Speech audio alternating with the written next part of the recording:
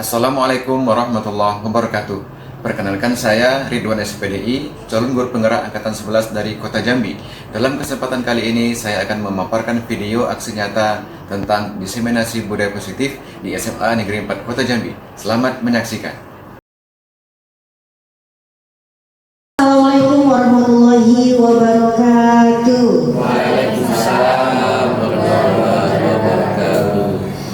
Puji syukur kepada Allah Subhanahu wa taala atas berkat rahmat dan hidayahnya. Bapak Ibu semua dapat berkumpul di ruangan labor komputer SMA Negeri 4 Kota Jambi dalam keadaan sehat walafiat. Juga salam bersama kita sampaikan kepada junjungan kita Nabi besar Muhammad sallallahu alaihi wasallam, yang mana darinya lah kita belajar menjadi umat yang berilmu pengetahuan seperti saat ini, berakhlak dan tentunya menjadi umat yang beradab. Yang terhormat Kepala SMA Negeri 4 Kota Jambi, Bapak Nas Perizinan SPD MSI, yang kami hormati Bapak Ibu Majelis Guru selaku audiens pada kegiatan pembebasan diseminasi Bapak Ridwan. Yang kami hormati tentunya juga Pak Ridwan selaku narasumber pada kegiatan diseminasi kita pada siang hari ini. Mengawali kegiatan ini, baiklah Bapak Ibu, marilah kita dengarkan bersama pembacaan Ummul Quran yang akan dibacakan langsung oleh Ustaz kita Abi Al-Kawawiri. Kepada Abi Al-Ka, kami silakan.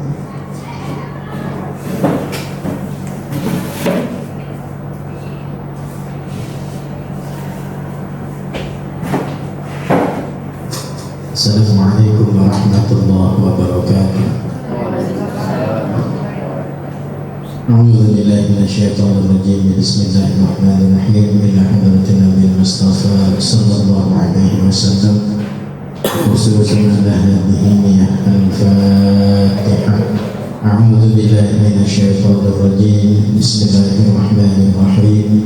الحمد لله رب العالمين الرحمن الرحيم مالك يوم الدين إياك نعبد وإياك نستعين اهدنا الصراط المستقيم صراط الذين أنعمت عليهم غير المغضوب عليهم ولا الضالين آمين. صدق الله العظيم. السلام عليكم ورحمة الله وبركاته.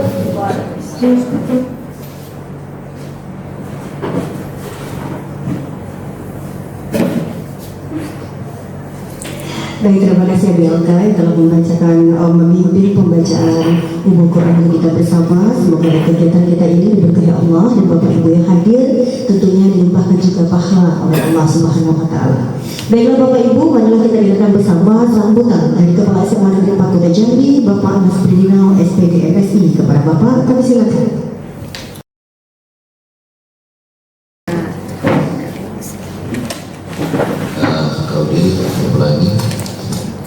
Assalamualaikum warahmatullahi wabarakatuh. Waalaikumsalam warahmatullahi wabarakatuh. Kembali ya kita panjatkan puji dan syukur kehadirat Allah Subhanahu wa taala, karena pada hari ini kita masih diberikan kesehatan waktu sehingga kita dapat berkumpul di sini ya, di ruang laboratorium kita SMA Negeri 4 Kota Jambi. Salawat dan salam selalu kita curahkan kepada baginda Nabi Muhammad sallallahu alaihi wasallam. Allahumma shalli ala Muhammad wa ala ali Muhammad. Yang saya hormati Ibu Wakil Kelas SMA Negeri 4 Kota Jambi. Ibu aja. Satu ibu. Yang saya hormati Bapak dan Ibu guru yang sudah meluangkan waktu untuk kita bersama mendengarkan paparan dari Pak Ridwan tentang aksi nyata diseminasi budaya positif. Mudah-mudahan apa-apa saja yang bisa disampaikan nanti bisa kita ambil maknanya, bisa kita terapkan ya. Kalau tidak salah ini budaya positif di sekolah ini nanti ya nilai-nilai atau kesepakatan-kesepakatan yang bersama yang bisa kita terapkan, dan tujuannya adalah untuk perbaikan anak didik kita. Itu kalau tidak salah itu secara garis besar satu ya, nilai-nilai atau apa-apa saja yang bisa kita kembangkan sehingga nanti tujuannya perbaikan untuk anak-anak didik kita. nanti mudah-mudahan menjadi manfaat semua. Selanjutnya juga kita berharap ya Ridwan ya, melalui tahapan-tahapan ya sebagai guru penggerak mudah-mudahan bisa berjalan lancar atas dukungan kita bersama. Saya kira itu saja yang bisa disampaikan ya. Terima kasih atas waktunya. Wassalamualaikum warahmatullahi wabarakatuh. Baik, terima kasih Bapak Refrina telah membuka kegiatan diseminasi budaya positif di SMA Negeri Kota Jambi yang merupakan salah satu aksi nyata yang dilakukan oleh salah satu calon guru penggerak dari SMA Negeri 4 Kota Jambi. Boleh tepuk tangan dulu Bapak Ibu. Ya. Baiklah Bapak Ibu semuanya, setelah kita bacakan itu kita pada siang hari ini, tentunya Bapak Ibu sudah dalam keadaan fresh, sudah dapat makanan, sebentar lagi ada kopi, tenang. Pak Iban tersenyum kan ya, insya Allah kita dengarkan bersama paparan tentang aksi nyata diseminasi budaya positif di SMA Negeri 4 Kota Jambi yang akan disampaikan langsung oleh Bapak Ridwan SPDI. Kepada Pak Ridwan, kami silakan.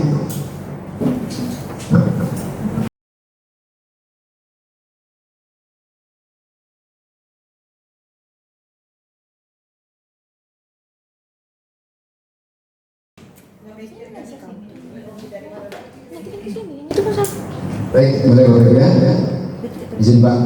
Bismillahirrahmanirrahim. Assalamualaikum warahmatullahi wabarakatuh. Waalaikumsalam warahmatullahi wabarakatuh. Alhamdulillahirrahmanirrahim. Wassalatu wassalamu ala asyrafil anbiya'i wal mursalin wa ala alihi wa sahbihi rasulillah ajma'in. Amma ba'du. Yang kita hormati Bapak Kepala SMA Negeri 4 Kota Jambi, Bapak Das Pembinaan SPD MSI. Yang kita hormati Bapak Ibu Wakil Kepala Sekolah dan juga Bapak Ibu Guru yang sudah bersedia meluangkan waktu, tenaga dan pikiran berulang kali untuk ikut berpartisipasi dalam kegiatan tugas saya selaku calon guru penggerak, yaitu aksi nyata diseminasi budaya positif khususnya di sekolah kita yang kita cintai ini di SMA Negeri 4 Kota Jambi. Tentu yang pertama kali yang kita lakukan, kita bersyukur kepada Allah, alhamdulillah sampai detik ini kita masih diberikan berbagai macam kenikmatan oleh Allah, sehingga dengan demikian kita masih bisa melanjutkan berbagai macam aktivitas kita, baik sebagai guru, sebagai warga masyarakat, sebagai orang tua dan semacamnya. Dan semoga apa yang menjadi tugas amanah yang ada di pundak kita masing-masing bisa kita tuntaskan, bisa kita laksanakan dengan semaksimal mungkin, sehingga membawa dampak yang baik untuk kitanya, keluarga, dan wabil khusus untuk anak bangsa tentunya. Kemudian salam dan salam tak lupa pula kita mohonkan kepada Allah semoga selalu tercurah kepada pribadi Rasulullah SAW. Allahumma shalli ala sayyidina Muhammad wa ala ali sayyidina Muhammad.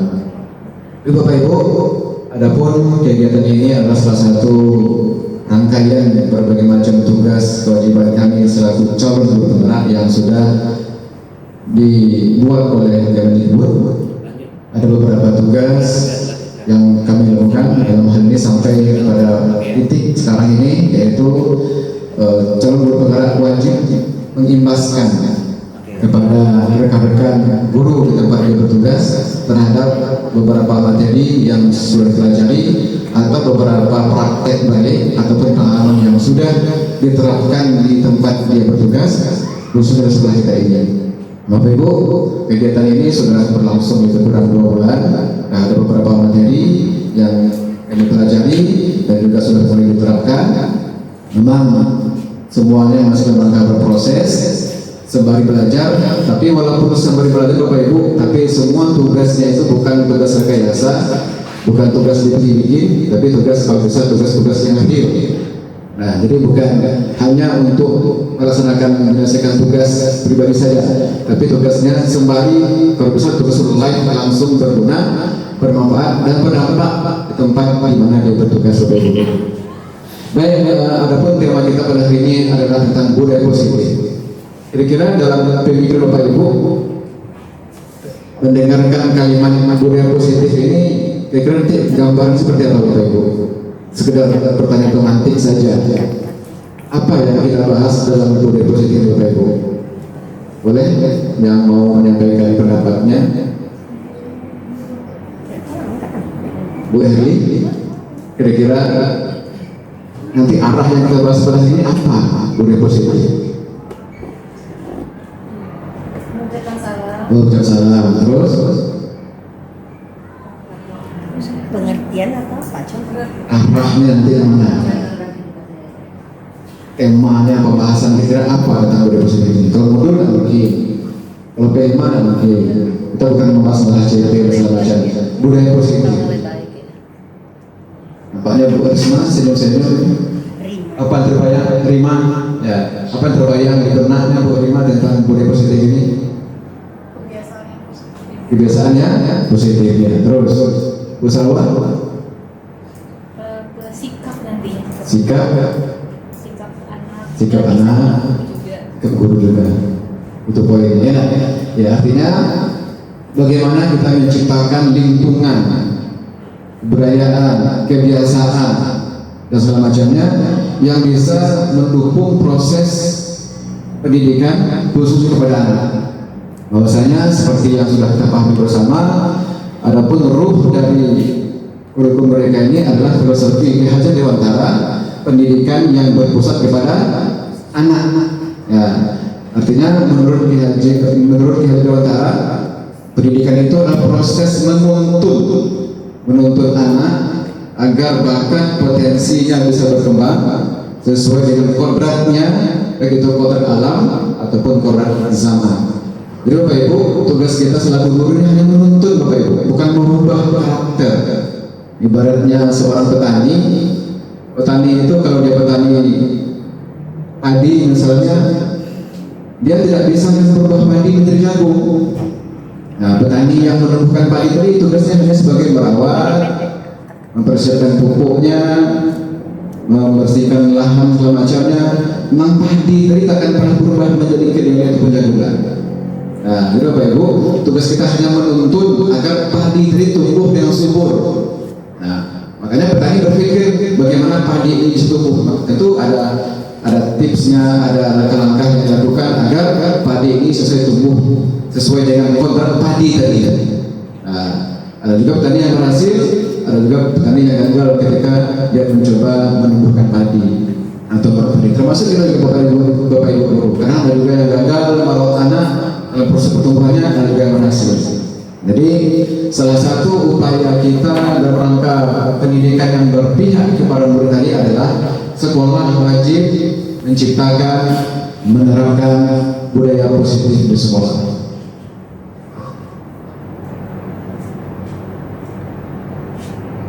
Nah, Bapak Ibu, ini nampaknya semua tegang ini.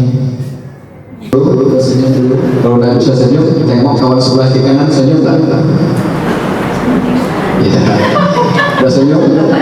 Tuh tengok wajah awak itu gimana? Nah, senyum bersama kan? Ya, Gurita, sehat pinggang Gurita, sama. Ya, Bapak Ibu, ini beberapa kesepakatan yang selama kita diseminasi, menghargai siapapun menjadi pendengar yang baik. Boleh tambah lagi Bapak Ibu, kesepakatan kita selama kita diseminasi ini. Boleh tidur, boleh.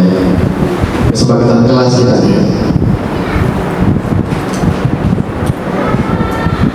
Ada tambahan Bapak Ibu?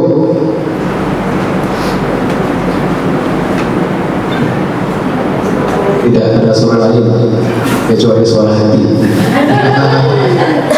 Ya, tidak boleh menggunakan HP. Kalau di kelas kan gitu, tidak boleh keluar tanpa izin. Gitu. Nah, jadi barangkali cukup itu saja. Barangkali Bapak Ibu sudah memahami tentang kesepakatan kita selama forum diseminasi.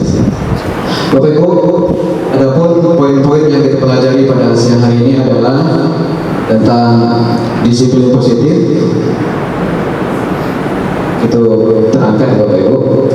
Disiplin positif yang kedua, motivasi perilaku manusia, keyakinan kelas, kebutuhan dasar manusia, posisi kontrol restitusi, dan segitiga restitusi.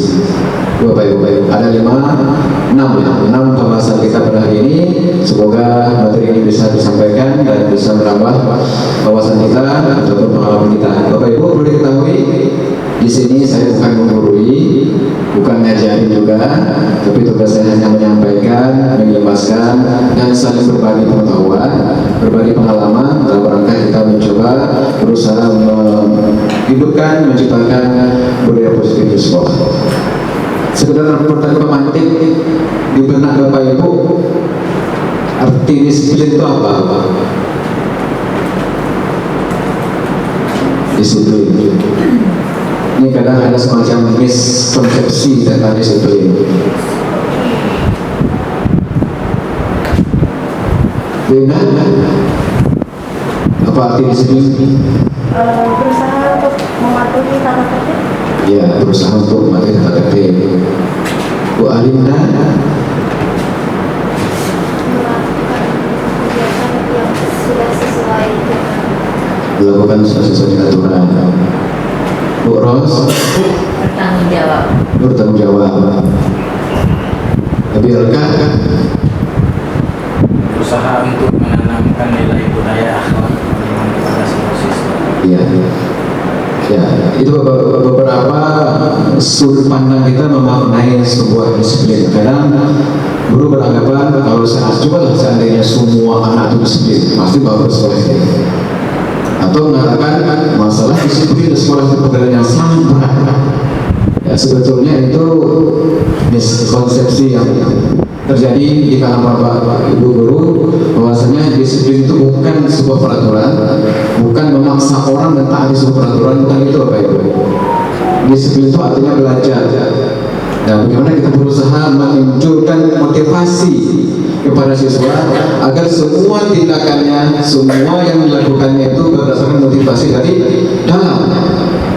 Artinya disiplin itu bukan tentang proses mentaati sebuah peraturan, bukan identik dengan tata tertib, bukan. Itu contoh dalam rangka menumbuhkan rasa disiplin. Tapi hakikatnya disiplin itu adalah belajar bagaimana kita memotivasi anak murid agar dia bisa menyadari bahwa tindakan yang dilakukan itu memang betul-betul muncul dari dirinya sendiri, sesuai dengan tujuan mulia yang ingin mereka capai, sesuai dengan nilai-nilai kebajikan, sesuai dengan nilai-nilai kebaikan di setiap murid. Di setiap kita itu Bapak Ibu pasti memiliki tujuan. Contoh misalnya ketika Pak Nas menyampaikan kepada kita semua kemarin itu wajib masuk tepat waktu, kira-kira Bapak Ibu melakukan sebuah disiplin tadi itu ketika berusaha tepat waktu masuk kelas karena siapa Bapak Ibu? Nanti kita bahas ada 3 motivasi untuk manusia.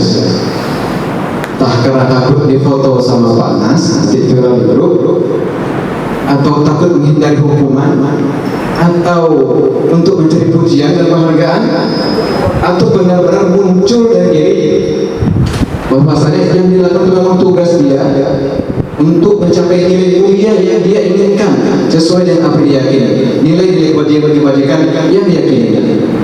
Nah, ini kita ini sepanjang gurunya. Halo Bapak Ibu, serius amat nampaknya nih. Ya, ini sembari kita mencoba mengevaluasi dan merefleksi Bapak Ibu, ternyata kita ini memegang peran penting untuk menentukan sebuah sikap. Nah, jangankan murid kita saja ketika berbuat, motivasi kita ada 3 macam. Ketika kita masuk kelas hanya takut dengan Pak Mas, dengan Miss Dewi, salah namanya. Berarti motivasi kita masih motivasi eksternal. Atau ketika kita berbuat hanya mengharapkan pujian, penghargaan, senyuman, semacamnya, itu juga masih dari eksternal juga. Yang paling utama itu adalah motivasi yang dari internal. Ini memang tugas saya. Ada nilai yang paling saya capai di situ. Nilai kebajikan itu banyak. Nilai kebajikan itu banyak. Nanti kalau versi itu mereka nilai kebajikan itu profil belajar Pancasila. Dalam teori banyak Bapak Ibu tentang nilai kebajikan. Ya. Pertama kalau kita guru mungkin barangkali meyakini ketika saya masuk waktu ini tugas saya. Ada amanah di pundak saya. Ini kewajiban. Bukan karena takut dari Pak Nas. Bukan karena takut difoto dan diviralkan. Kan itu. Nah, jadi Bapak Ibu kita belajar. Ya sama hal juga dengan anak ini Bapak Ibu. Anak ini ketika dia berbuat datang tepat waktu, kerjakan tugas atau dia melengkapi semua perlengkapan sekolahnya, motivasi mereka itu karena apa? ingin dipuji guru atau menghindari sebuah hukuman atau sanksi, atau benar-benar dia pengen menuju nilai-nilai yang mereka yakini. Nilai itu banyak, nilai berbakti pada orang tua, menghormati orang tua, apalagi nilai agama. Jadi kalau bisa untuk menciptakan disiplin positif Bapak Ibu, bagaimana kita mencoba mengajak anak, memberikan semacam motivasi bahwa semua peraturan bukan karena siapa-siapa, untuk dirinya lah. Memang itu proses Bapak Ibu. Jadi yang pertama, disiplin positif merupakan suatu cara penerapan disiplin yang mengajarkan anak bertanggung jawab dan menumbuhkan kesadaran diri terhadap berdasarkan nilai-nilai kebajikan. Disiplin positif lebih ke arah disiplin diri yang dapat mengontrol diri dalam melakukan segala tindakan. Nah, jadi disiplin itu artinya belajar, Bapak Ibu. Artinya display, artinya belajar, bukan mentaati aturan. Belajar, mencoba berbuat itu berdasarkan motivasi yang bersifat intrinsik, mengalihkan mereka untuk bertanggung jawab. Disiplin diri dapat membuat murid memahami dan menyadari berdasarkan motivasi internal, bukan akibat paksaan, ujian, ataupun hukuman. Menurut Bapak Ibu, siswa kita hari ini kira-kira dalam pandangan kita masing-masing hari ini, siswa kita ini ketika mentaati sebuah peraturan karena apa? Rata-rata takut. Nah, terus apa lagi beda? Karena ada perhukuman. Ada perhukuman. Terus apa lagi? Peraturannya ada. Nah, artinya anak didik kita hari ini dia melakukan sebuah disiplin perbuatan karena apa? Ada dua tadi. Ada sanksi, menghindari hukuman atau sanksi, atau pengen dibilang pintar, dibilang rajin, berarti mengharapkan pujian. Atau kita ketika mengharapkan sebuah perhatian, mengharapkan piagam, nah itu misalnya. Berarti motivasinya masih bersifat eksternal. Nah kalau bisa motivasi itu bersifat internal. Oke. Itu Bapak Ibu. Jadi nilai kebajikan yang disepakati dalam Bumerda ini adalah profil pelajar Pancasila. Jadi ketika anak melakukan sebuah perbuatan, tindakan, kegiatan di sekolah ini, muaranya ini Bapak Ibu. Nah, muaranya ini, profil ini ya. Inilah nilai kebajikan versi kurikulum Merdeka. Nilai kebajikan itu banyak, universal sifatnya. Menghormati, menghargai, banyak secara teori banyak sekali. Cuman dalam pendidikan sepakati nilai kebajikannya profil pelajar Pancasila. Ini yang pertama. Kami guru agama ini berharap sebetulnya ketika anak melakukan sholat itu bukan karena perintah, bukan karena diumumkan oleh Nabi Rahim, anak sholat lagi, bukan itu. Ketika azan langsung dia otomatis. Berarti yang manggil itu dirinya. Ada nilai yang ingin dituju di situ, nilai keyakinan, karena dia punya agama. Nah, bukan dipaksa, bukan diancam, bukan dikasih hadiah, bukan dikasih nilai. Nah, hari ini kan banyak anak kita yang masih motivasi masih bersifat eksternal. Sekarang tugas kita Bapak Ibu, bagaimana kita membiasakan, memberikan penjelasan, pengarah kepada murid kita agar disiplin yang melakukan itu benar-benar muncul dari dalam dirinya, karena dia meyakini dia ada nilai yang mau dituju, yang mau dicapai. Bapak Ibu, ada pertanyaan? Serius semua nampaknya saya pegang nilai. Nah, itu pertama. Jadi untuk menciptakan budaya positif di sekolah, yang pertama kita lakukan adalah disiplin positif dulu. Nah, kalau bisa dalam menerapkan sebuah disiplin itu hukuman itu tidak pakai lagi Bapak Ibu. Benar beda. Kalau bisa hukuman itu terakhir. Bahkan salah sekolah mengadakan sebuah hukuman. Nanti kita bahas. Nanti ada guru penghukum, ada guru yang bersama-sama. Ayo Bapak Ibu kita lanjut. Adapun materi selanjutnya adalah motivasi perilaku manusia. Seperti yang sudah saya singgung tadi, ada 3 motivasi manusia dalam berperilaku. Yang pertama, untuk menghindari ketidaknyamanan atau hukuman. Yang kedua, untuk mendapatkan imbalan atau penghargaan dari orang lain. Yang ketiga, untuk menjadi orang yang mereka inginkan dan menghargai diri sendiri dengan nilai-nilai yang mereka percaya. Jadi secara global, ketika kita berbuat ada 3 motivasi Bapak Ibu, seperti yang saya sampaikan di awal tadi. Nah, Kalau kita amati anak-anak kita masih banyak di kisaran 1 dan 2 Bapak Ibu. Nah, dia berbuat dan mentaati sebuah peraturan banyak masih dari faktor eksternal ketimbang internal. Tugas kita pada hari ini mulai dari diri sendiri, bagaimana kita berbuat, melaksanakan segala macam tugas, bagaimana kita sebagai guru di sekolah memunculkan motivasi benar-benar dari diri sendiri. Ya. Jangankan anak-anaknya Bapak Ibu begitu, karena juga masih belum bisa memfokuskan diri, motivasi kita berasal dari internal, masih takut diancam, masih berharap pujian, masih berharap senyuman, segala macamnya. Jadi dalam hal ini kita sama-sama balik Bapak Ibu, sama-sama untuk berusaha memunculkan, apalagi kita selaku umat yang beragama, tentu ada yang mendasari kita ketika ada berbuat. Bapak Ibu, mengenai materi ini ada pertanyaan? Paham ya? Oke, kita lanjut. Nah, ini lagi keyakinan sekolah ataupun kelas. Ini adalah hal yang baru Bapak Ibu. Selama ini kita di sekolah, di kelas masih berputar masalah peraturan. Nah, peraturan sekarang coba dirubah cara kita dalam melakukan sebuah peraturan sekolah, dari peraturan kelas ataupun sekolah berubah menjadi keyakinan sekolah. Mengapa tidak peraturan saja? Mengapa harus keyakinan kelas? Ini Bapak Ibu, ketika ada peraturan kita diwajibkan memakai helm ketika memakai motor di jalan raya, itu ke peraturan. Kira-kira nilai keyakinan yang ada di situ apa Bapak Ibu? Nilai apa yang ada di situ? Bagus Pak Rahim. Keselamatan ternyata.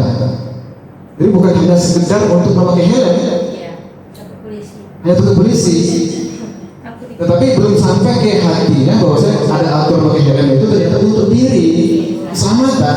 Kalau saya yakin memakai helm untuk keselamatan, pasti pakai helm. Nah, Bapak Ibu, halo. Nah, kenapa kita disuruh ketika COVID dulu pakai masker, cuci tangan, segala macam? Nilai apa Bapak Ibu? Tidak tertular penyakit. Kesehatan. Ya, berarti di situ. Mengapa peraturan datang tepat waktu pada saat itu pelatihan? Kenapa anak disuruh datang tepat waktu? Nilai apa di situ?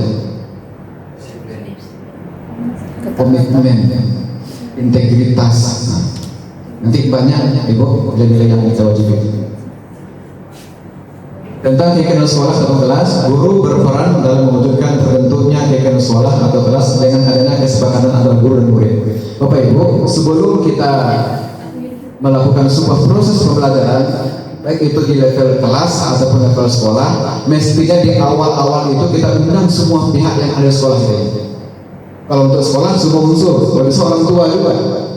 Berarti peraturan sekolah itu bukan kita yang bikin Bapak Ibu, bukan kita, kesepakatan bersama. Nah sekarang pertanyaannya, peraturan sekolah kita ini apakah udah ada di jabatan orang tua murid atau murid? Kan selama ini kita yang sibuk-sibuk mengumpul di peraturan itu sekedar hati sebetulnya, tanpa mempertimbangkan kemauan, kesepakatan murid dan juga orang tua murid. Nah, kalau seandainya peraturan kayak dan kita sepakati bersama, pasti tidak akan ada protes. Kenapa ada sebuah kasus misalnya guru atau orang tua dilaporkan ke polisi, orang tuanya ke sekolah? Karena tidak ada kesepakatan di situ. Kecuali diawali datang wali murid, sepakati bagaimana? Kalau anak ibu ada yang panjang lebih penting, setuju? Sepakat, laksanakan. Kita ada bukti, kita ada nota di situ. Selama ini kan sekolah kita baru peraturan dari satu pihak. Pada kita ngatur, dibikin kita bersama. Nah, jadi ke depan saya udah mulai Bapak Ibu di kelas bukan datang per waktu, bukan itu lagi. Kita globalkan menjadi sebuah keyakinan apa yang kenapa tidak boleh peduli, kenapa tidak boleh ngecek, kenapa kita harus diam dengan guru. Ada nilai itu, nilai menghormati, nilai menghargai orang lain. Nah, kalau untuk level SMA, levelnya bukan peraturan kelas lagi, tetapi keyakinan kelas. Keyakinan sekolah atau kelas berupa pernyataan-pernyataan universal yang mudah diingat dan dipahami dan harus diterapkan di lingkungan sekolah. Pernyataan universal. Kita akan berjibun berapa lama tata tertib kita buka hari ini? Banyak kan? Lupa anak itu. Sepatu kayak ini warnanya, baju kayak ini untuk banyak anak lupa jadinya. Kalau kayak kelas hanya beberapa kata-kata yang universal. Satu kata kena semuanya. Menghormati, wajib menghormati guru, menghormati teman, nggak boleh membuli. Nah masa itu kita nggak boleh bully, nggak boleh kata kasar, nggak boleh kan banyak. Jadi anak bingung jadi. Nah kita arahkan semua. Jadi kita kesepakatan dulu. Nanti di sekolah sepakati dulu bersama-sama. Nanti ada urutan kita bekerja. Ini Bapak Ibu. Keyakinan kelas bersifat lebih abstrak daripada peraturan yang lebih rinci dan konkret. Keyakinan kelas berupa pernyataan universal. Keyakinan kelas senantiasa dibuat dalam bentuk positif. Keyakinan kelas hendaknya tidak perlu banyak hingga mudah diingat dan dipahami oleh semua warga sekolah. Keyakinan kelas sebaiknya sesuatu yang dapat diterapkan di lingkungan tersebut. Semua warga kelas hendaknya ikut berkontribusi dalam pembuatan keyakinan kelas lewat kegiatan curah pendapat. Bersedia meninjau kembali keyakinan kelas dari waktu ke waktu. Nah, berarti keyakinan kelas Bapak Ibu mestinya ini dimulai ketika awal pembelajaran kemarin. Nah, sekarang kita memulai pembelajaran. Sebelum kita mulai, apa kira-kira keyakinan kelas yang akan kita bikin di kelas kita ini? Ini langkah-langkah Bapak Ibu. Nah, ini langkah-langkah membuat keyakinan kelas. Mempersilahkan warga sekolah atau murid di sekolah atau di kelas untuk bercurah pendapat tentang peraturan yang perlu disepakati di sekolah. Biarkan mereka menyampaikan semua dulu. Mereka tulis di kertas, mencatat semua masukan. Susunlah keyakinan kelas sesuai dengan prosedur pembentukan keyakinan kelas. Gantilah kalimat dalam bentuk negatif menjadi positif. Contoh kalimat negatif, jangan berlari di kelas atau koridor. Kalimatnya, berjalanlah di kelas atau koridor. Tidak boleh mencontek. Itu kan negatif itu. Kerjakanlah tugasnya sendiri-sendiri. Merubah kalimat dari negatif menjadi positif. Tidak boleh berambut panjang. Tidak boleh baju keluar. Apa kalimat di sini Ibu? Masuk dalam baju ke Ya, berpakaian rapi lah atau indah, apapun bahasanya. Berarti jangan, tidak hanya semua kalimat jangan banyak aturan kira-kira kata anak. Semua jangan. Dengar jangan enak muak dengar itu. Tapi kalau himbauan berpakaian rapi lah. Nah, kan itu tuh. Berjalanlah yang bagus, ngomonglah yang sopan. Ngomonglah dengan yang bagus, hormatilah, itu maksudnya. Ya kan, nggak boleh berkata kasar, nggak boleh membuli. Semuanya nggak boleh, jadi anak banyaknya anak bersuara kita ini. Nah, itu maksudnya. Hanya merubah paradigma Bapak. Kemudian tinjau kembali daftar curah pendapat yang sudah dicatat, arahkan ke nilai kebajikan. Jadi semuanya banyak, nggak boleh mencontek, nggak boleh membuli, harus datang tepat waktu. Nanti ada satu payung di atas namanya, misalnya nilai kebajikannya itu menghormati. Misalnya nanti ada anak nggak boleh membuli, nggak boleh menyakiti, nggak boleh berkata kasar. Apa yang memayungi kalimat itu Bapak Ibu? Menghormati. Nah, terus cukup menghormati. Nanti ada kasih penjelasan di bawah. Setelah kegiatan kelas sekolah selesai dibuat, maka semua warga kelas dipersilakan meninjau ulang dan menyetujuinya dengan menandatangani kegiatan sekolah tersebut, termasuk guru dan semua warga sekolah. Jadi ideal Bapak Ibu ke depan, kalau bisa kesepakatan kelas yang kita bikin bersama anak ditandatangani oleh semua siswa dan diketahui, termasuk peraturan sekolah kita. Nah, ini wajib nanti unsur sekolah ini. Ketika mulai itu ajaran baru, undang orang tua murid, Bapak Ibu, anak Ibu diserahkan ke sekolah. Mari kita bikin peraturan yang bisa kita sepakati bersama. Jadi tidak ada nanti pihak luar, pihak ketiga yang menolak ataupun memprotes apapun yang kita lakukan. Bapak Ibu ada pertanyaan? Peraturan selalu kembalikan guru tempatnya itu menjawab. Nah, kalau misalnya mengumpulkan tugas dapat waktu, misalnya anak begini itu, apalagi mengumpulkan tugas dapat waktu, datang dapat waktu, itu tanggung jawab. Berarti anak tuh kita latih agar dia bertanggung jawab apapun kegiatan apapun yang dilakukan di sekolah. Dilarang orang lain untuk menghormati orang lain. Hadir, dilarang melakukan kekerasan, keselamatan dan hormat orang lain. Dilarang merokok misalnya, kesehatan. Sampai detik ini ada yang mau bertanya Bapak Ibu? Untuk dia sangat itu soalnya. Lanjut? Oke, lanjut. Ini contoh Bapak Ibu yang saya bikin di kelas kemarin di F5. Ini kegiatan kelas F5, 12 F5 beriman. Ya, jadi dalam beriman tidak perlu lagi kita tuliskan sholat, baca Quran, apalagi berdoa 10 derajat, apalagi itu. Yang berkaitan dengan keyakinan, mengucapkan salam, itu banyak itu. Daripada banyak kita bungkus dengan satu keyakinan, nilai kebajikan yang beriman. Nah, jadi kami meyakini bahwa sangat penting menjalankan perintah agama dan menjauhi larangannya. Satu kalimat global, anak ngerti langsung. Nah, kalau kita pecah, jadi baju pun dengan nengok peraturan kelas sekolah yang banyak itu anak tidak akan respect untuk melakukan ataupun mengamalkannya. Hormat juga sudah baik. Bekerja, nilainya bekerja. Kami meyakini bahwa sangat penting untuk mengerjakan segala pekerjaan dan mengikuti segala kegiatan yang telah ditugaskan. Berarti anak tuh dari kalimat mengumpulkan tugas, bikin PR, presentasi itu dipayungi oleh kalimat bekerja. Kemudian komitmen, kami meyakini bahwa mentaati semua peraturan membuat kami berhasil nanti di masa depan. Bapak Ibu, itu keyakinan kelas. Cukup 5 ataupun 4 jadilah, nggak usah banyak. Nah, apalagi anak kita yang sudah level SMA, mereka sudah mengerti, sudah paham tentang materi ini kalau SD yang betul dibimbing dan diajarin. Breaking, apa breaking Bapak Ibu? Ini Bapak Ibu, kebutuhan dasar manusia. Ternyata ketika kita berbuat, bertindak, termasuk anak juga di kelas, ternyata perbuatan itu bukan ujuk-ujuk ada, Bapak Ibu. Ada yang mendasari. Ada yang mendasari kenapa dia berbuat. Berarti ketika anak beraksi, berekspresi, bertindak, pasti ada yang melakukan kami. Ada kebutuhan dasar yang belum terpenuhi atau ada kebutuhan dasar yang pengen dipenuhi. Bapak Ibu, misalnya kayak gini, ada anak yang suka melucu di kelas. Kira-kira dia lagi memenuhi kebutuhan apa Bapak Ibu? Atau anak yang sebaliknya hanya tidur di kelas. Pas kita masuk langsung itu. Atau dia keluar. Kita bukan langsung memfonis anak itu pemalas. Anak itu tidak serius.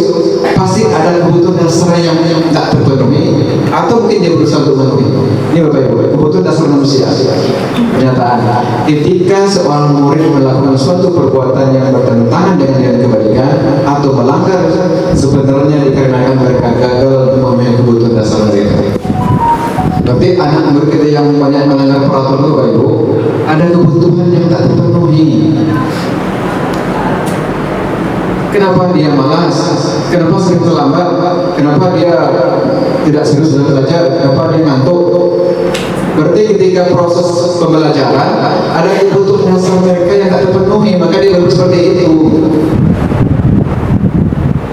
Kan kita selama ini kan langsung memfonis anak yang nakal, anak yang tidak mau belajar.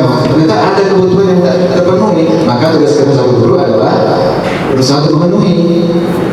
Jangankan kita saja Bapak Ibu, ketika di rumah misalnya Bapak Ibu atau ibu-ibu ini uring-uringan, ya tak?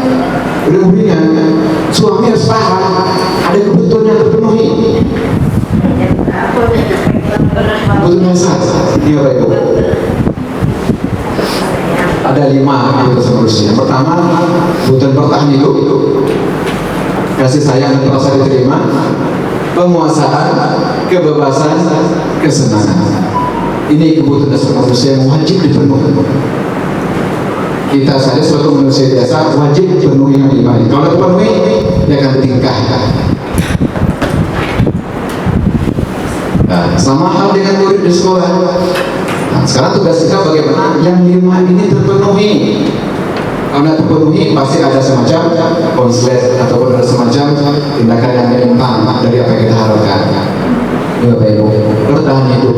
Nah, pertama bertahan hidup. Kebutuhan bertahan hidup ataupun survival adalah kebutuhan yang bersifat fisiologis untuk bertahan hidup, misalnya kesehatan, rumah, dan makanan. kebutuhan biologis sebagai bagian dari proses reproduksi termasuk kebutuhan untuk tetap bertahan hidup. Komponen fisiologis pada budaya ini meliputi kebutuhan akan perasaan aman. Kenapa banyak orang melakukan maling? Kenapa banyak orang mencopet, merampok? Bukan dasarnya. Ini kebutuhan dasar terpenuhi. Coba pemerintah penuhi kebutuhan dasar aman negeri Bapak Ibu. Nah, yang terpesona itu. Yang kedua, kasih sayang dan merasa diterima. Kebutuhan ini dan tiga kebutuhannya adalah kebutuhan psikologis, kebutuhan untuk disayangi dan diterima, meliputi kebutuhan akan hubungan dan koneksi sosial, kebutuhan untuk memberi dan menerima kasih sayang, dan kebutuhan untuk merasa menjadi bagian dari suatu kelompok. Kebutuhan ini juga meliputi keinginan untuk tetap terhubung dengan orang lain seperti teman, keluarga, pasangan hidup, teman kerja, binatang, peliharaan, dan kelompok di mana kita tergabung. Jadi artinya ketika ibu-ibu di rumah misalnya tidak dapat kasih sayang dari pasangan hidup kan, apa yang terjadi Bapak Ibu? Berontak enggak? Ya, Bertingkah enggak? Merajuk enggak? Sama kayak anak tuh butuh dikasih sayang Bapak Ibu, butuh berteman, butuh diajak, butuh diterima di komunitas. Nah, cobalah guru-guru kita ini di sekolah, di kantor nggak ada yang nerimo, pasti dia bermasalah itu aja. Macam dia. Karena guru itu kadang butuh diperhatikan, butuh ditanya, butuh di masalah macam itu. Kemudian penguasaan, kebutuhan pengakuan atas kemampuan. Kebutuhan ini berhubungan dengan kekuatan untuk mencapai sesuatu, menjadi kompeten, menjadi terampil, diakui atas prestasi dan keterampilan kita, didengarkan dan memiliki rasa harga diri. Kebutuhan ini meliputi keinginan untuk dianggap berharga, bisa membuat perbedaan, bisa membuat pencapaian, kompeten, diakui, dihormati. Ini meliputi self-esteem dan keinginan untuk meninggalkan pengaruh. Jadi setiap kita ini butuh itu Bapak Ibu, butuh diakui sebetulnya. Oh, Bapak Ibu pintar hotel, pintar bangun. Ya, kalau tidak kita akui, uring-uringan loh. Nah, sebagai anak, kamu pintar ya, akui kebutuhan dari itu. Karena anak, kenapa dia tidak mau berekspresi? Karena kita mencuekin, kita tidak menghargai, kita tidak pernah nengok dia tampil. Nah, itu Bapak Ibu. Kemudian kebebasan. Kebutuhan untuk bebas adalah kebutuhan akan kemandirian, otonomi, memiliki pilihan dan mampu mengendalikan arah hidup seseorang. Anak-anak dengan kebutuhan kebebasan yang tinggi menginginkan pilihan. Mereka perlu banyak bergerak, suka mencoba-coba, tidak terlalu terpengaruh orang lain, dan senang mencoba hal baru dan menarik. Artinya anak di kelas pun juga seperti Bapak Ibu, dia pengen bebas. Nah, sementara kita paksa tidak dengan ceramah misalnya. Dia pengen nonton, pengen nulis, pengen bikin tugas ini, tapi kita mematok satu tugas. Akhirnya terpasung kebebasannya ya Bapak Ibu. Makanya anak bertingkah dengan kita banyak ulah dia, karena kebutuhan dia pengen bebas itu tak terpenuhi.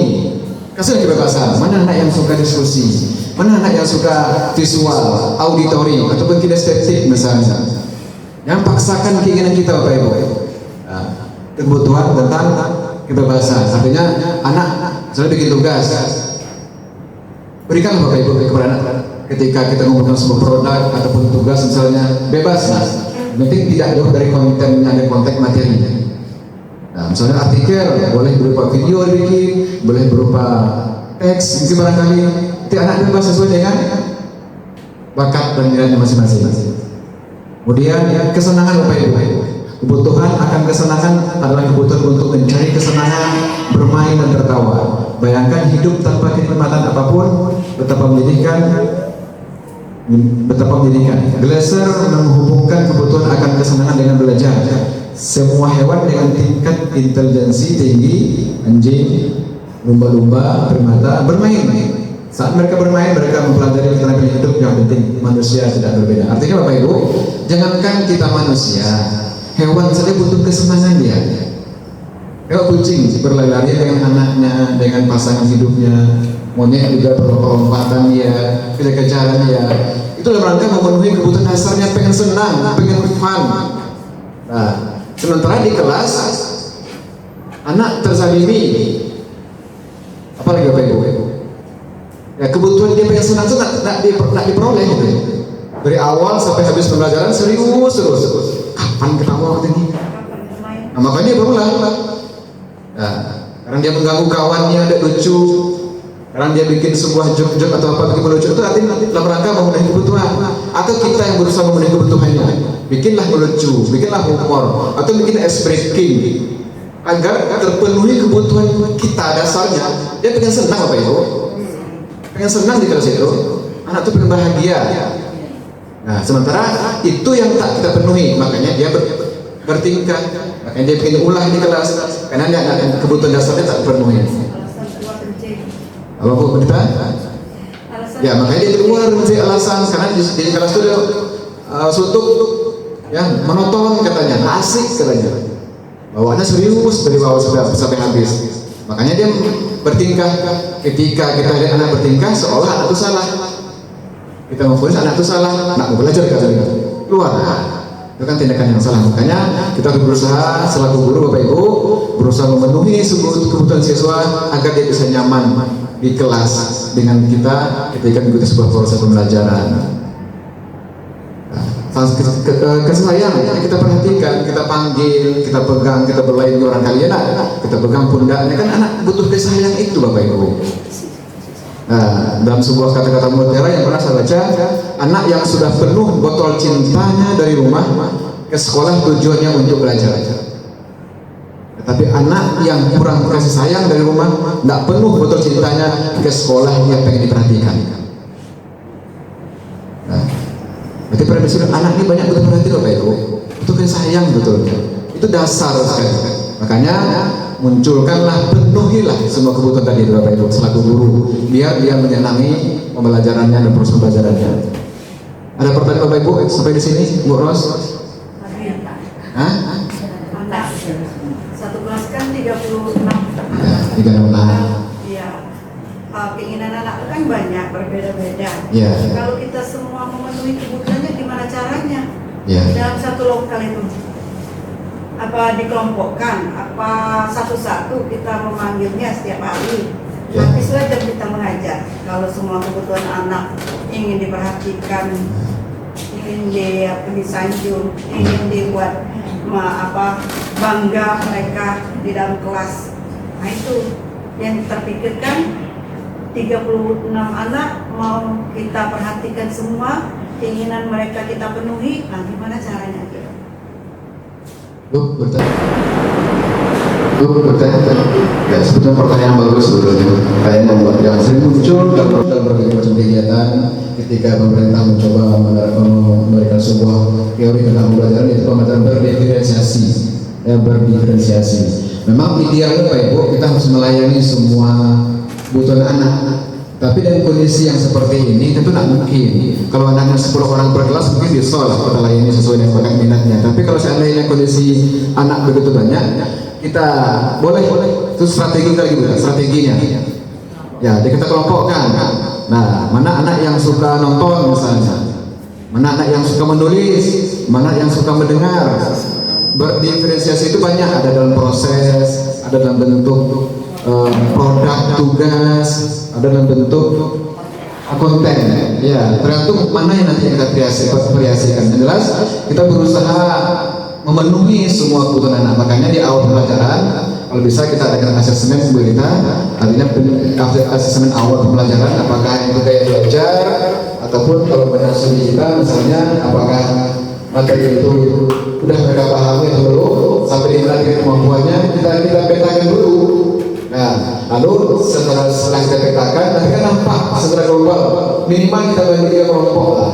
Nah, kayak saya misalnya ketika bikin tugas, kelompok ini sukanya bikin kampak karena hobinya IT. Nah, bikinlah dalam bentuk kampak dalam video. Kalau lain mungkin agak kurang IT, ya boleh dengan tunangan, boleh dengan kampak, ditulis pakai spidol, masalah. Asalkan produknya jatuh dari konteks materi. Nah, itu dari salah satu bentuk diferensiasinya. Atau dengan yang lain, artinya kita berusaha memperlakukan anak sesuai dengan kebutuhannya. Nah, ketika kita menerapkan tadi kebutuhan dasar tadi kan tidak semua anak perlu kita senangi, tidak perlu kita sayangi. Secara global, kita anggap anak butuh kasih sayang, butuh senang. Kita lakukan dulu menciptakan suasana yang menyenangkan dengan berbagai macam cara, entah dengan kuis atau dengan video atau dengan expressing. Artinya sejenak terpenuhi kebutuhan dia untuk bersenang, bergembira atau minimal tersenyum lah. Makanya kadang ada anak di kelas saya ngajar dia nyeletuk bikin lucuan, tapi dia pengen terpenuhi kebutuhan itu gitu. Nah,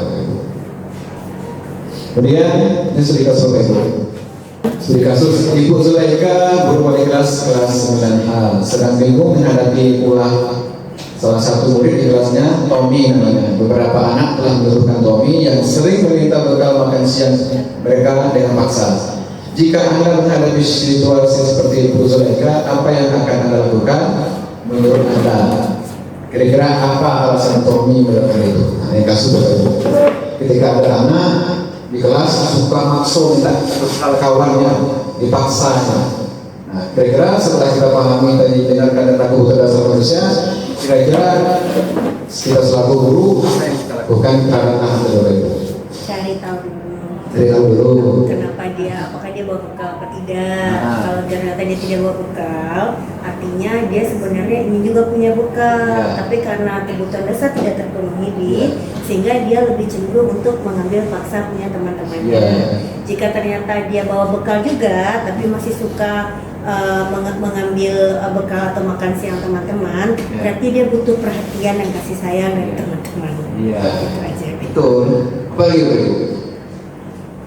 Dijawab kalau Belum, masih ada lain. Bu enak, baca. banyak yang pernah. Nah, kalau kita dulu kan mempatok kamu nakal, maling ya, ganggu orang ya. Padahal anak tadi berusaha memenuhi kebutuhannya yang tak terpenuhi. Kita Belakang senang. Apa? Dia nak Keluarga. Terus apa lagi? karena ingin bermain. Oh, benar. Butuh perhatian. Terus? Karena ingin bermain-main saja, mengganggu. Iya betul juga. Dia pengen main di tengok kawan yang tersakit itu senang dia gitu. Ya. Namanya sakit kan dia ketawa. Nah, dia Kalau apa? kawannya Dia lagi tersedih, berusaha dia memenuhi senang. kebutuhan itu. Kawannya tersakiti, dia bahagia. Gitu Iya. kan. Caper gitu. Ada lagi Caper. banyak sekali betul apa senang gitu. Tapi dia berusaha memenuhi kebutuhannya. SMS. Alasan yang pertama, karena dia lapar dan orang tuanya tidak mendorong bekal makan siang, maka kebutuhan dasar yang senang berusaha dipenuhi oleh dunia adalah kebutuhan bertahan hidup. Berarti maknya pemalas. Mama. Tapi bukan berarti maknya pemalas, Bi. Iya. Siapa tahu tidak ada bahan yang Iya, masak. kita harus memahami itu. Iya. Wajar anak ini ambil makan orang lain, ternyata ada kebutuhan dasar yang tidak terpenuhi. Berarti maknya pemalas. Ya, ternyata ada bermasalah, ada faktor penyebab, ada kebutuhan dasar yang tak terpenuhi. Tapi tadi lagi orang tuanya mau membawakan bekal, tapi lauknya tidak seenak-enak kawan-kawannya. Kan? Besar. Betul, semua jawabannya betul. Kita buktikan. Yang pertama, karena kebutuhan dasar bertahan hidupnya tak terpenuhi karena emaknya tidak ngasih bekal. Yang kedua, karena dia merasa senang temannya jadi memperhatikan dia. Ketika temannya melaporkan tindakannya itu pada gurunya dan gurunya beritahu orang tuanya, sehingga orang tuanya jadi memperhatikan dia. Maka kebutuhan dasar yang sebenarnya adalah kebutuhan dengan kasih sayang dan diterima. Caper dia. Ya, caper. Jika ditanya, Lanjut kasus ketiga. Dia merasa hebat karena temannya jadi takut dengan dia dan menuruti keinginannya. Maka sebetulnya dia sedang berusaha memenuhi kebutuhan dasarnya akan berpuasa.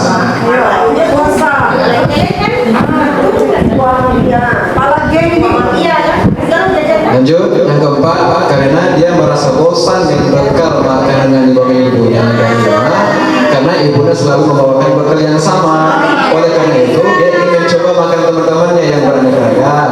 Maka dia berusaha memenuhi kebutuhan akan kebebasan.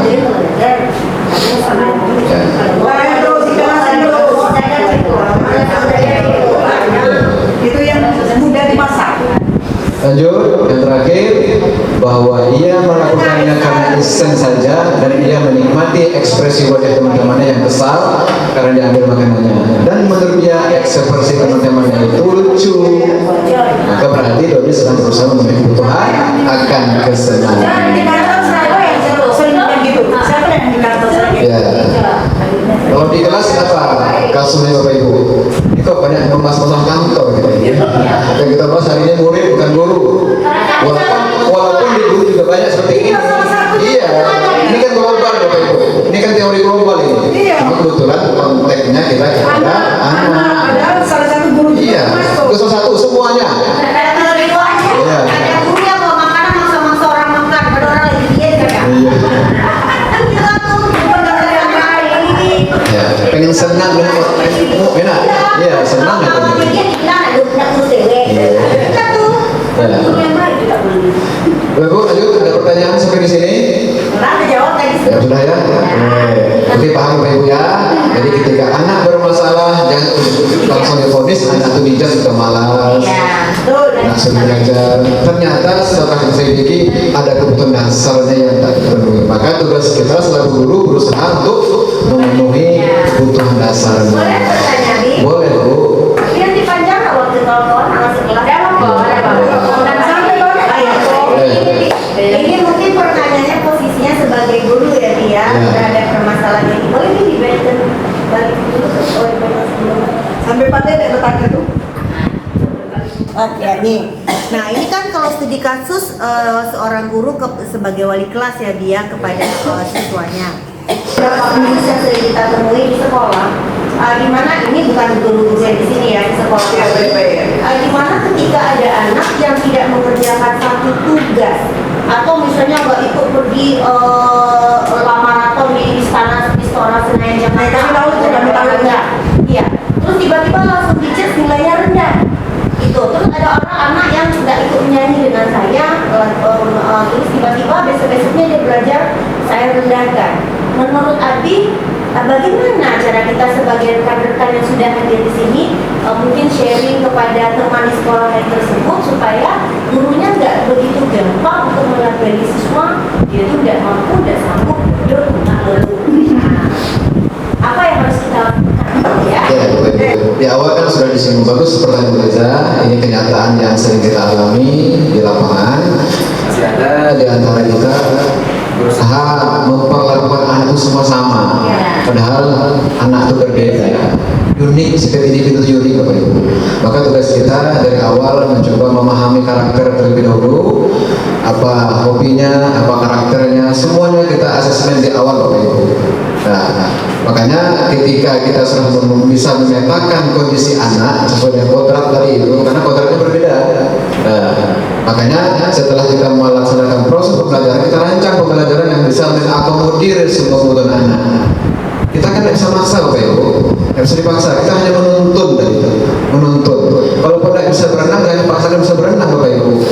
Nah, Bapak Ibu, ada sebuah quote yang sering saya baca dengar itu.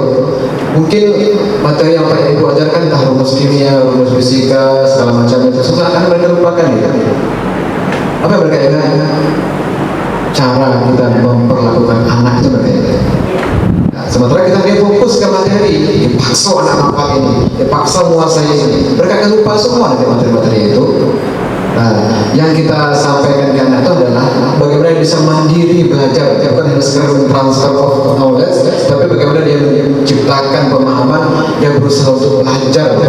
Nah, jadi artinya kita selaku guru harus berusaha memahami konsep filosofi keadilan darah bahwa saya pendidikan itu berpusat kepada anak, jangan ke guru lagi. Kalau seandainya kita paksakan anak, berarti kita masih berorientasi ke kitanya, kehendak kita yang berlaku. Tapi sekarang kan sudah terbalik.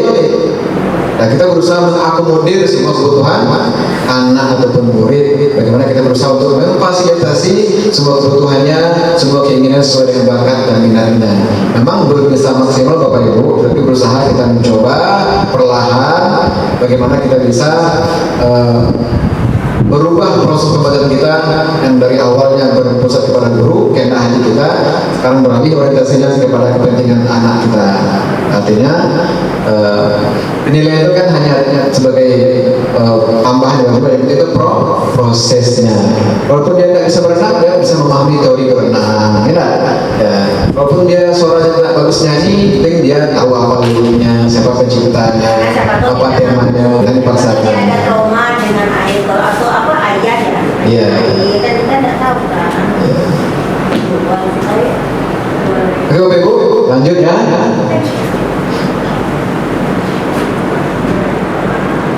Iya, posisi kontrol. Sekarang kita selalu guru Bapak Ibu, ketika kita mengajar, ketika kita bersama murid ataupun siswa, kita selaku guru tentu punya hak untuk mengontrol anak. Ada 5 posisi kontrol. Sebelumnya Bapak Ibu, selama ini posisi kontrol mana yang sering Bapak Ibu lakukan terhadap anak? Terbayang nggak? Kontrol, cara kita kontrol anak. Kalau terus dengan cara apa kontrol anak? Pakaian. Cara mengontrol. Apakah yang dihukum? Atau diajak ngobrol? Ngobrol lagi. Bu Susi? Dikontrol anak adalah HP. Terus. Iya, kontrol anak. Kalau Bu Salwa, selama ngajar, kira-kira kontrol seperti apa yang dilakukan terhadap anak ataupun murid? Sering bertanya, diskusi, pemanggilan. Oke, terus apa lagi? Bu Ratna, selaku pembina OSIS, ketika mengontrol anak, ngajak ngobrol lah biasa. tidak ngobrol sebagai Cari waktu ya, ngobrol. ngobrol. Berarti sebagai apa? Dari hati ke hati. Sebagai teman berarti. Iya. Sebagai orang tua. Kadang sama anak tuh suka merasa kita lebih tua, nanti maksudnya gini, kita bisa juga melihat kondisi anak gitu ya. Ya. Tak mengikuti dia bukan berarti kita harus seperti dia gitu. Iya. Kita bisa pada saat dia butuh teman, kita bisa jadi teman dia. Pada saat memang dia butuh tempat buat curhat jadi orang tua, kita bisa jadi orang tua dia. Jadi memang jadi ngobrol lah seperti ini. Iya, setuju Bapak Ibu. Berarti semua kontrol yang pernah dilakukan Bapak Ibu, berarti kita pernah melakukan sebuah tindakan dalam rangka mengontrol anak. Ini Bapak Ibu, teori Bapak Ibu. Nih, ada 5 posisi kontrol kita terhadap anak. Yang pertama, guru sebagai penghukum, gawainya menghukum terus. Guru sebagai pembuat merasa bersalah, kemudian guru sebagai teman, guru sebagai pemantau, dan guru sebagai manajer. Sebelum diterangkan satu persatu, kira-kira di 5 ini Bapak Ibu sering berada di posisi mana? Ketiga. Terus, rambut video sebenarnya. Teman juga. Berli, teman. Sebagai penghukum tak ada di sini. Pusat. Hai. Beli. Ada lagi. Pensiun. Ya. Ini apa itu? Ini yang pertama. Nanti bisa kita pahami, bisa kita evaluasi lagi. Kita sering berada di posisi mana? Ini apa itu? Penghukum. Nah, ini posisi guru sebagai penghukum. Seorang penghukum bisa menggunakan hukuman fisik maupun verbal. Orang-orang yang menjalankan posisi penghukum senantiasa mengatakan bahwa sekolah memerlukan sistem atau alat yang dapat lebih menekan murid-murid lebih dalam lagi. Guru-guru yang menerapkan posisi penghukum akan berkata, patuhi aturan saya, atau awas, kamu selalu salah. Kamu belok, kamu juga lagi. Biasanya posisi guru sebagai penghukum ini biasanya dari segi gestur tubuh, mata melotot, nunjuk-nunjuk, suara keras. Penghukum ini, ya, itu gestur tubuhnya yang tipikal guru penghukum. Kenapa melanggar lagi? Nah, gitu.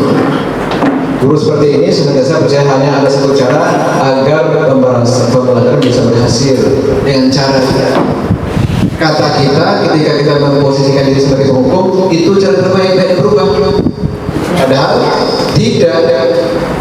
Nah, kalau berubah hanya saat itu, tapi muncul semacam sakit hati, dendam, awas. Nah itu, jadi anak sadarnya bukan karena dari diri, tapi karena dihukum tadi itu.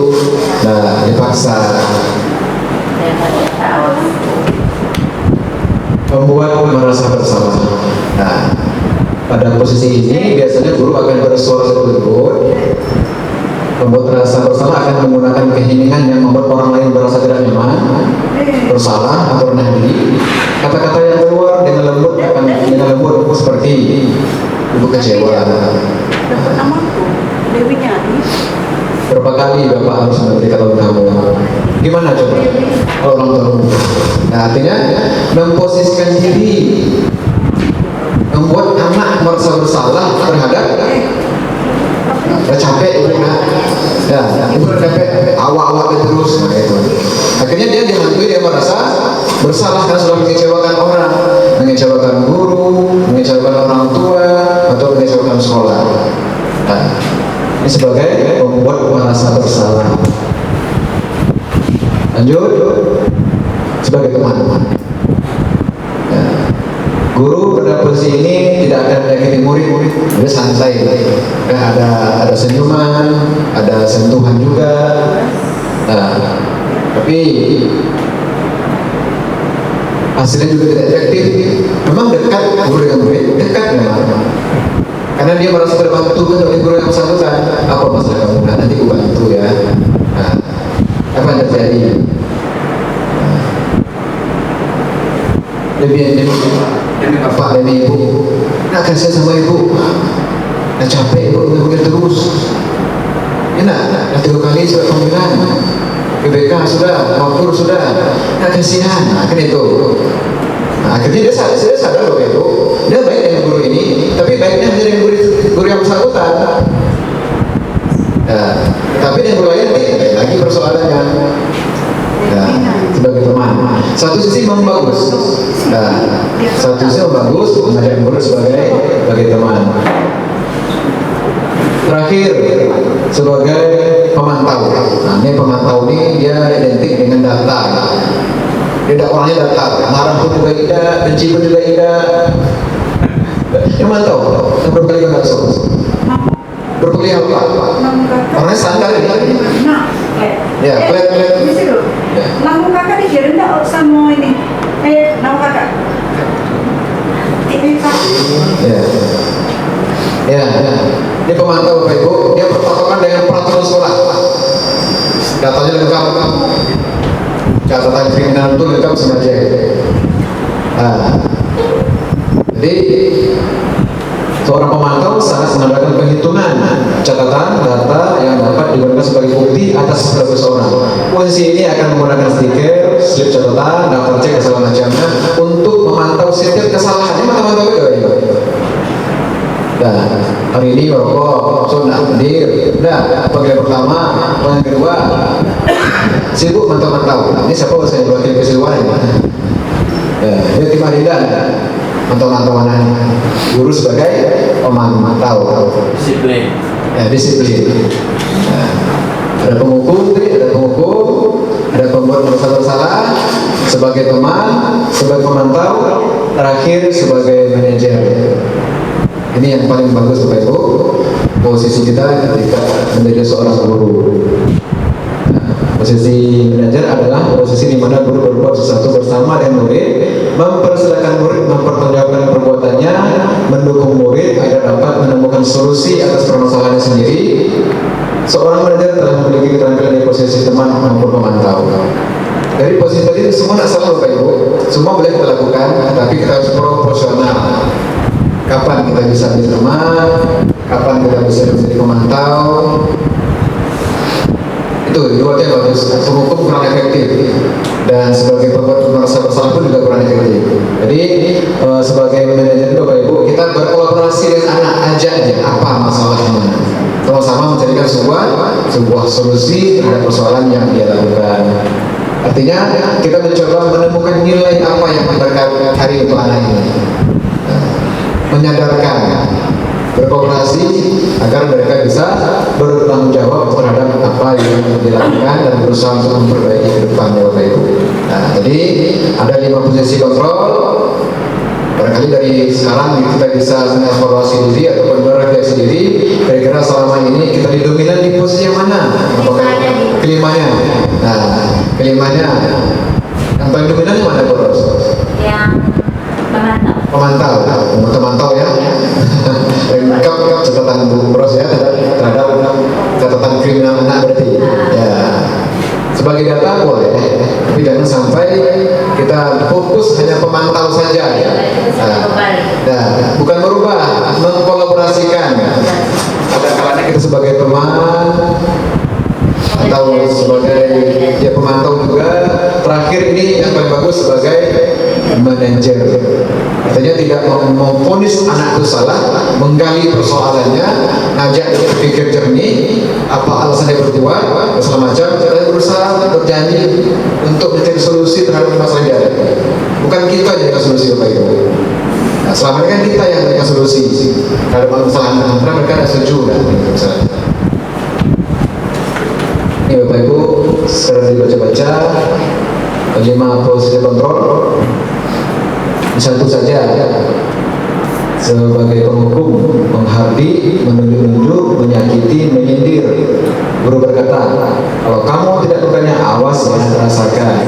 Hasilnya memberontak, menyalahkan orang lain dan berbohong. Berbuat penghukum. Sampai di sini ada pertanyaan Bapak Ibu. Ini contoh-contoh pengaplikasian 5 posisi kontrol yang kita lakukan di sekolah, mana yang bagus, mana yang kurang efektif yang kita terapkan di sekolah. Yang bagus itu adalah tadi di posisi manajer. Nah, manajer itu guru berkata mengajukan pertanyaan-pertanyaan.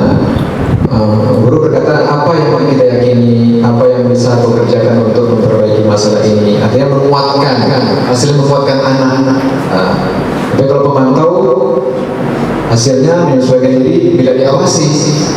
Nah, udah kurus, kabur. Nah, karena dia merasa. Kalau saya penerimanya saya ada Pak. Ada ya. Belum ada. Salah manajer kayak itu belum kurang. Ya, kita menuju ke arah yang manajer. Iya, Mas. Ya, manajer. Ya Bu Ena, ada masukan Bu Ena dengan ilmu KPK-nya barangkali cocok atau ada kurang pas? Kalau biasanya orang bilang KPK itu kan bebas norma ya Pak. Bebas norma maksudnya dalam artian tidak menjelas. Lalu walaupun dilakukan itu tidak baik kepada anak itu baik, tidak nakal, tidak ini. Karena kami memang diajarkan seperti itu, bahwasanya memang karakter manusia itu unik, apalagi anak-anak kita. Nah, jadi yang selalu saya ingat sampai hari ini dari dosen saya adalah ingat bahwasanya siswa atau peserta didik kita itu unik, jadi tidak bisa diperlakukan sama. Nah, itu yang harus diingat. Jadi ya sebagai dasarnya kami dalam bekerja pun di sini di sekolah, tetap ketika menghadapi siswa itu ditanyakan dulu apa yang membuat mereka melakukan itu, menyadarkan anak apa yang dilakukan itu baik atau tidaknya. Itu maksud pertama aku mengajukan pertanyaan. Iya, iya. Lebih kepada bertanya. Nah, ini berbeda dan takkan pernah sama. Karena kita selalu berusaha mengakomodir semua kebutuhannya, karena walaupun kadang masalahnya sama, tapi pelanggaran sama, tapi masalahnya berbeda. Ya, contoh anak yang sering terlambat sekolah, 1, 2, 3 anak yang kasusnya sama terlambat, tapi 3 orang itu berbeda masalah sebetulnya. Makanya kita kaji per individu apa masalahnya. Lalu nanti kita adakan semacam tindakan apa yang bisa kita lakukan. Selama ini kan tidak. Selama 5 orang begini, lari itu 10 putaran. Atau balik. Apa bercapa? Sebetulnya Bapak Ibu, sebetulnya semua peraturan sekolah kita ini perlu kita evaluasi. Ada hal-hal yang rasanya tidak cocok ini, terutama sekarang, ya, atau ada beberapa hal yang perlu kita evaluasi dan kita ajak berdiskusi dengan berbagai macam pihak, maka untuk menciptakan yang tadi itu kesepakatan keyakinan sekolah. Oke, Bapak Ibu, lanjut.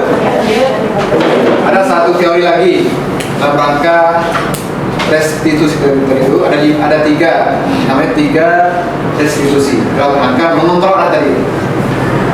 Ada 3 tahapan. Yang pertama menstabilkan identitas, yang kedua validasi tindakan yang salah, yang ketiga menanyakan keyakinan. Yang pertama Bapak Ibu menstabilkan identitas. Solidaritas dilakukan berdasarkan prinsip bahwa membuat kesalahan itu adalah hal yang biasa dalam proses pembelajaran yang nantinya bisa menggeser identitas yang gagal menjadi identitas yang sukses. Artinya Bapak Ibu, ketika anak yang bermasalah dari itu kita berusaha menstabilkan diri dulu. Artinya dengan penguatan, dengan kata-kata berbuat salah itu wajar. Berbuat salah itu sangat-sangat manusiawi. Semua orang pasti pernah merasa bersalah. Semua orang pasti pernah gelap dan pernah salah. Nah, dan sebagai manusia adalah sadar akan kesalahannya dan berusaha untuk memperbaikinya. Ketika mendengar kalimat seperti itu, mereka akan tenang Bapak Ibu. Tapi kalau kita langsung judge, kamu ini macam mana, kurang ajar atau apa, itu pasti mereka akan down lagi, gagal lagi identitasnya. Nah, dari yang gagal, kita bawa ke sukses. Oh iya benar. Itu yang salah bukan dia saja. Bersalah itu hal yang wajar. Karena kita manusia, karena kita bukan malaikat. Kita bukan malaikat. Apalagi di depan umum dibilang kan, iya. Bukan, apalagi disebut nama yang terlalu ngedon dah anak. Nggak boleh Bapak Ibu. Jadi otomatis lah akan mental. Mentalnya kan kena itu. Kena. Mungkin di itu seumur hidup bakal terkenang di depan masyarakat, di dekat itu. Nah, tapi kalau seandainya kita panggil empat mata dengan penuh perasaan dan pengertian, kita tanya, ya salah itu wajar. Ya, ada kemarin contohnya di pas lagi di upacara, anak dibilang nah itu kan nggak boleh. Ya nggak boleh itu. Sudah banyak yang perlu evaluasi itu. Iya. Waktu contoh. Dia yang kedua, validasi tindakan yang salah. Validasi tindakan yang salah dilakukan berdasarkan prinsip bahwa setiap pelaku berupaya memenuhi suatu kebutuhan tertentu, sehingga guru atau orang tua akan bergeser dari pemikiran sekaligus respon menjadi proaktif serta akan lebih mengenali dan mengakui kebutuhan anak. Dalam hal ini ada beberapa yang bisa kita lakukan, seperti kamu pasti punya alasan mengapa kamu terlambat. Kamu pasti punya alasan kenapa tidak begitu tugas. Tanya dulu Bapak Ibu. Nah mungkin anak beberapa ada alasan. Kenapa terlambat? Kan kita langsung ketika ada terlambat langsung dihukum, suruh pulang. Beli ini ataupun diusir ataupun lari. Sementara tidak pernah kita validasi tindakan salah tadi itu. Iya, itulah kesalahan kita. Iya, lalu dia terlambat karena mungkin mengantar maknya rumah sakit dulu, mengantar adiknya, kan banyak alasan. Nah, jadi hari kita mencoba pertama, memang bantu orang tua itu baik, ngantar mak itu baik. Nah, atau bantu orang tua itu juga baik misalnya. Tapi ada nilai yang kita tambahkan dari yang salah tadi itu. Satu sisi dia baik perbuatannya, tapi dia juga punya kewajiban. Besok kan pergi sekolah. Nah, bapak nak lari kamu bantu orang tua, ya silakan bantu orang tua. Tapi kamu harus pandai-pandai membagi waktu. Nah, kira-kira menurut kamu ketika ini masalahnya solusinya apa? Tawarkan mereka. Langsung bukan kita kalau berusaha kita diskusikan, kita kolaborasi dengan murid. Nah, kalau ini persoalannya, menurut kamu versi kamu untuk mengatasi masalah ini agar tak terulang lagi, kira-kira apa solusinya? Dia bisa berpikir, oke Pak Bu, saya akan bantu orang tua mungkin dikurangi, saya akan ngomong dengan mama, nah, sampai malam bantu orang tua, ya walaupun nonton TV atau main HP sampai 10 tidur lagi, karena pagi kita mau sekolah, nah Bapak Ibu. Kemudian terakhir menanyakan keyakinan. Nah, ini kembali kepada keyakinan kelas yang kemarin ini. Menanyakan keyakinan dilakukan dengan memberi pertanyaan-pertanyaan sederhana kepada murid atau anak untuk memunculkan motivasi secara intrinsik sehingga mampu mengaitkan keyakinan dengan tindakan yang salah. Nih, apa nilai yang kita percaya di sekolah kita ini? Yang disepakati awal tadi harus menghormati, komitmen, tanggung jawab. Mereka di situ. Kamu tanggung jawab. Nah, kamu ingin menjadi anak seperti apa? Coba. Kalau sudah terlambat kayak gini, menjadi apa kamu? Kan bagus pertanyaannya. Nah, kita kan sering berucap dengan kata-kata kasar, dengan volume yang tinggi, menunjuk atau merotot, apalagi merah bahaya dengan itu. Nah, jadi kembalikan diri ya. Nah, tentang keyakinannya, sekolah kamu mau apa? Apa yang mencapai sekolah ini? Nah, itu maksudnya. Sampai di situ Bapak Ibu, ini beberapa tiga restitusi yang berusaha kita terapkan nanti ketika menghadapi anak yang bermasalah. Bapak Ibu, ternyata ketika anak itu bermasalah, bukan ujuk-ujuk dia bermasalah, tentu punya dasar, punya alasan. Tugas kita lah untuk menggali kenapa, apa alasannya ketika mereka bermasalah. Boleh jadi ada kebutuhan yang tak terpenuhi dan kebutuhan itu wajib dipenuhi. Apalagi konteksnya di dalam kelas ketika kita mengajar. Ya, maka untuk membuat sebuah proses pembelajaran yang menarik, menyenangkan, membahagiakan anak, maka tugas kita sebagai guru harus berusaha mengatur strategi pembelajaran yang ada unsur senangnya anak, unsur nyamannya, unsur perhatiannya, apalagi Bapak Ibu. Pokoknya unsur sepenuh kebutuhan dari itu, kan bawaan marah dari awal sampai sekarang, gitu. Atau kita duduk di kursi si meja sampai berbunyi, tengah poin ini. Ya, kita butuh senang, kita butuh mengekspresikan kebebasan. Ya Bapak Ibu, ada beberapa budaya positif yang sudah sebetulnya banyak, Bapak Ibu. Apalagi sekolah kita ini mau sekolah, kemudian terakhir menanyakan keyakinan. Nah, ini kembali kepada keyakinan kelas yang disepakati. Menanyakan keyakinan dilakukan dengan memberi pertanyaan-pertanyaan bermakna kepada murid atau anak untuk memunculkan motivasi secara intrinsik sehingga mampu mengaitkan keyakinannya dengan tindakan yang salah. Nih, apa nilai yang kita percaya di sekolah kita ini? Yang disepakati awal tadi harus menghormati, komitmen, tanggung jawab. Berikan situ, kamu tanggung jawab.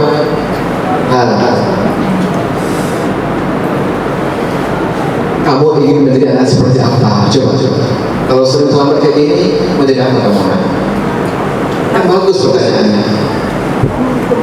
Nah, kita kan sering berbicara dengan kata-kata kasar, dengan volume yang tinggi, menunjuk atau melotot, apalagi merah mata, kan bahaya bagi anak itu. Nah, jadi kembalikan ke dia, kembalikan ke dia. Nah, tentang keyakinannya, sekolah kamu mau apa?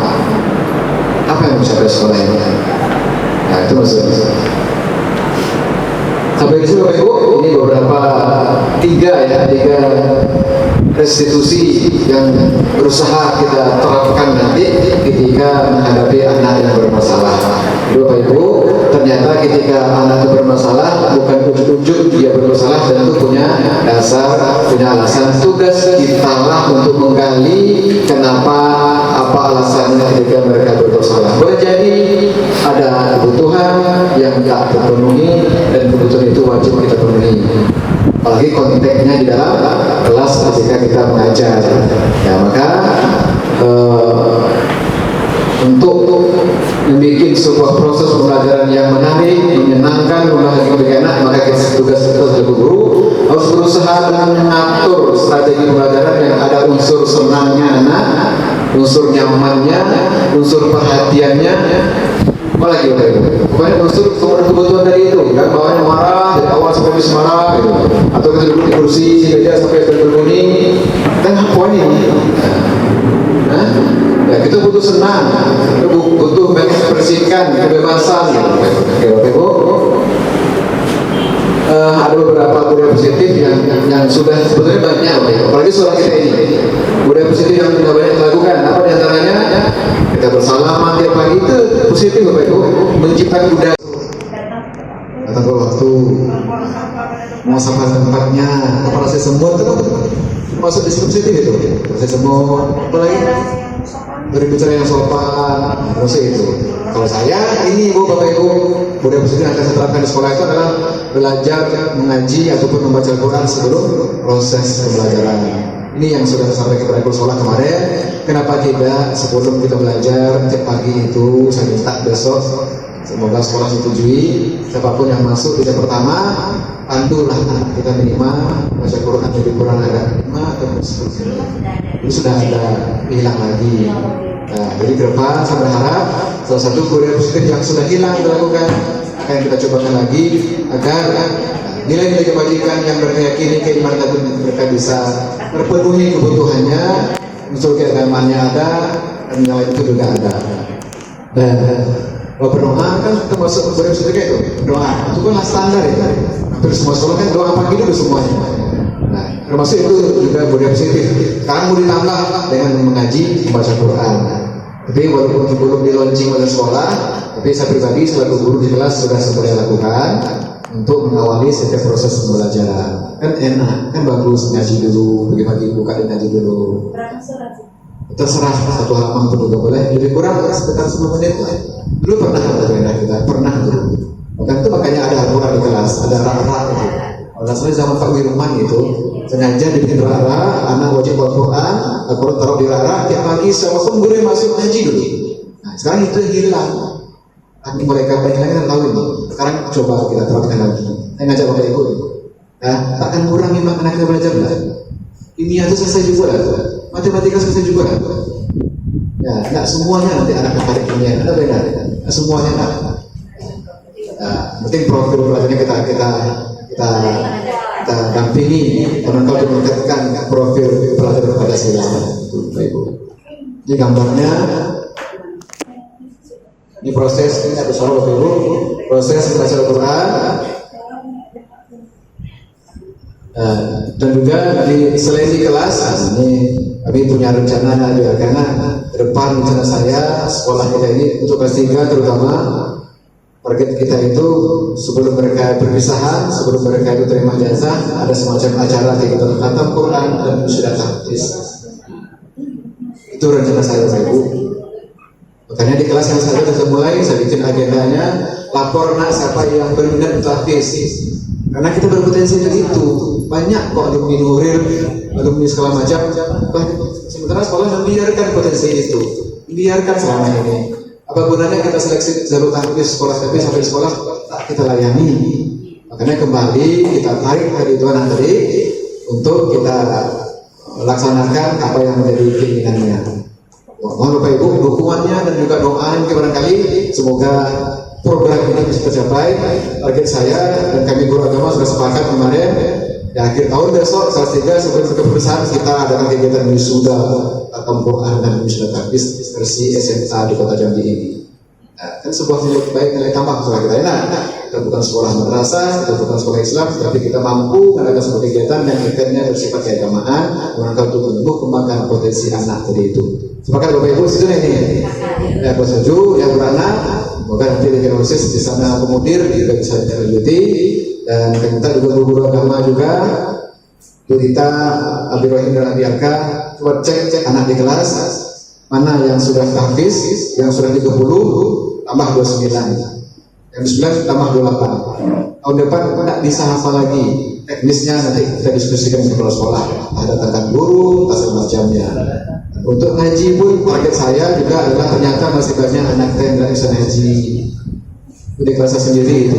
Untuk Bu Herwanti berpengaruh ke saya. Anak Pak Ridwan satu orang dengan kan ngaji baca sholat aja tidak hafal. Kan saya disayangkan itu sudah segini usia mereka dengan kata yang lain baca sholat itu mereka hafal. Banyak tidak berita kalau kita cek. Dia baca latinya.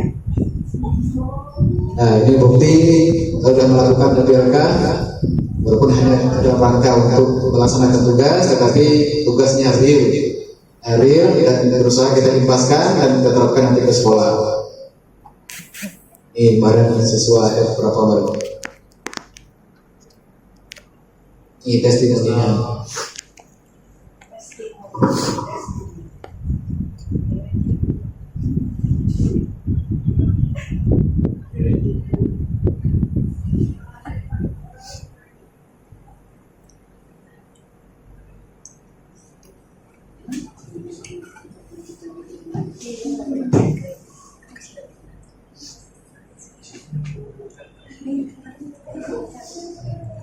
Assalamualaikum warahmatullahi wabarakatuh. Terima kasih Abdi telah mulai program mengaji talaki.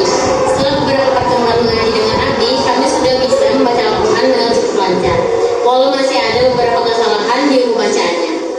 Dan kami menjadi lebih sering membaca Al-Quran karena telah menjadi kebiasaan bersama Abdi. Dan semoga kegiatan ini terus berlanjut selamanya. Terima kasih banyak Abdi. Wassalamualaikum warahmatullahi wabarakatuh. Memang itu harapan anak. Mereka butuh sebetulnya karena kondisi keadaan dan semacam itu yang menjadi kendala kita pada hari ini. Semoga nanti sekolah kita ada solusi bagaimana untuk memecahkan masalah terhadap anak yang belum lancar ngaji ataupun terhadap anak yang sudah lancar ngajinya dan sudah pernah hafiz Quran. Barangkali itu dapat saya sampaikan pada hari Bapak Ibu terhadap budaya positif yang seyogianya berusaha kita terapkan, kita ciptakan agar sekolah kita ini menjadi sekolah yang nyaman bagi anak, yang menjadi tempat yang bahagia. Sebetulnya anak sekolah sering bahagia Bapak Ibu, tapi nyatanya ketika mereka sekolah mereka tersiksa.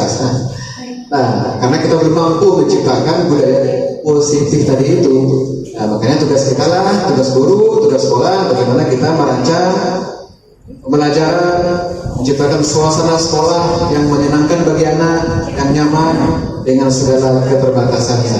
Memang sekolah kita masih banyak kekurangan, tapi mudah-mudahan dengan tekad kita bersama, dengan persepsi yang sama, dengan cara yang sama, semoga sekolah kita ini menjadi sekolah yang nyaman, tempat yang menyenangkan bagi anak, dan mereka untuk menumbuhkan potensi baiknya.